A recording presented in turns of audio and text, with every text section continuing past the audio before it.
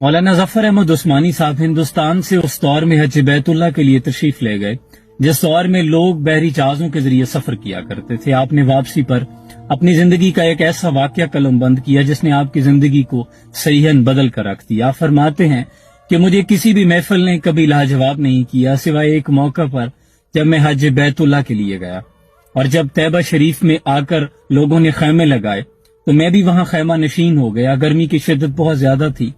تمام حجاج اکرام وہاں تربوز کا زیادہ استعمال کرتے تھے اور تربوز کھانے کے بعد اس کے چھلکے ایک طرف پھینک دیا کرتے تھے۔ فرماتے ہیں ایک روز میں نے اپنے خیمے سے دیکھا کہ ایک چھوٹا سا بچہ جس کی عمر 8 سے 9 سال ہوگی وہاں آتا ہے اور اس تربوز کے چھلکوں پہ سے جو بچی ہوئی سرخ گری ہوتی ہے اس کو اتار کے کھانے لگتا ہے۔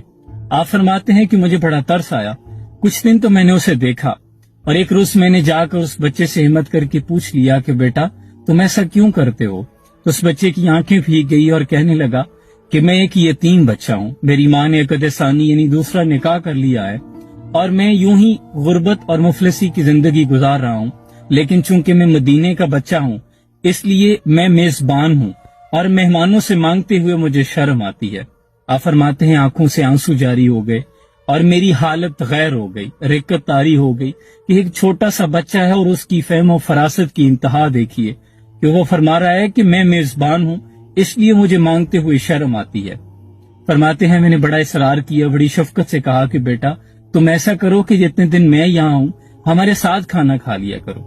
کہتے ہیں بچہ ابھی تک انکاری تھا لیکن ہماری شفقت اور بار بار اصرار کرنے پر وہ رضامند ہو گیا، اور جب کھانا کچھ دن ساتھ میں کھایا کچھ شناسائی بڑھ گئی، بات چیت ہوئی، گپ شپ ہوئی، تو میں نے بچے سے پوچھا کہ بیٹا تم ایسا کرو کہ جب ہم یہاں سے واپس آئیں گے تم ہمارے ساتھ ہندوستان چلو، میں وہاں تمہاری تعلیم و تدریس کا بندوبست کروں گا، اچھا رہن سہن ہوگا، میری وہاں اچھی جان پہچان ہے، میں تمہیں ایک اچھی زندگی گزارنے کے تمام موقع فراہم کر سکتا ہوں۔ تو اس بچے نے کہا کہ میں اپنی والدہ سے بات کروں گا پھر آپ کو بتاؤں گا۔ تو جب ہم واپسی کے لیے نکلنے لگے تو اس کی ماں نے اس کو اجازت دے دی۔ بچہ اب واپسی کے قافلے میں ہمارے ساتھ ساتھ چلنے لگا اور ساتھ ہی اس نے مجھ سے کچھ سوال و جواب کرنا شروع کر دیے۔ بچہ پوچھنے لگا کہ چچا جی مجھے بتائیں وہاں اسکول اچھے ملیں گے؟ تو میں نے کہا ہاں بیٹا آپ کو وہاں اچھے اسکول میں پڑھاؤں گا۔ پھر اس نے پوچھا کہ مجھے پہننے کو اچھے کپڑے ملیں گے؟ میں نے کہا ہاں بیٹا تمہیں اچھے کپڑے پہننے کو ملیں گے۔ پھر اس نے پوچھا مجھے کھیلنے کے لیے بھی وقت ملے گا؟ میں نے کہا تمہیں زندگی کی بیٹا ہر سہولت ملے گی۔ فرماتے ہیں کہ ابھی ہمارے سوال و جواب چل رہے تھے کہ چلتے چلتے سامنے سبز گنبد خضرا نظر آ گیا اور اس بچے کے پاؤں یک لخت رک گئے ہوں، جیسے اس کے قدم بوجھل اور بھاری ہو گئے، اور اس نے مجھ سے فوراً پوچھ لیا کہ چچا جی کیا وہاں سبز گنبد خضرا بھی ملے گا؟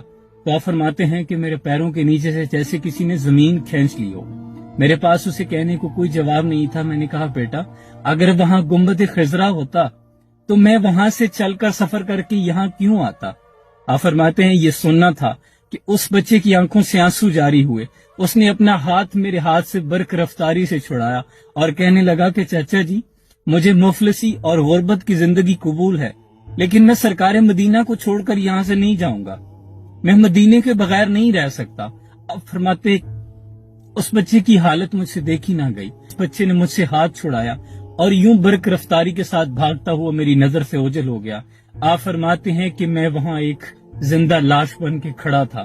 اس کے بعد آپ نے ساری زندگی اسی واقعے کو یاد کرتے ہوئے اور دوسروں کو سناتے سناتے اپنی ساری زندگی گزار دی۔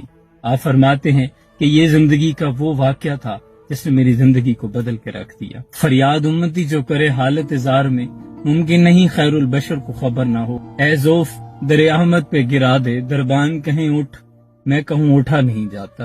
اللہ کریم سے دعا ہے اللہ کریم تمام عاشقان مصطفیٰ صلی اللہ علیہ وآلہ وسلم کو مدینہ شریف حج بیت اللہ کی بات حاضری نصیب فرمائے۔ میرے حق میں دعا کیجیے گا۔ السلام علیکم۔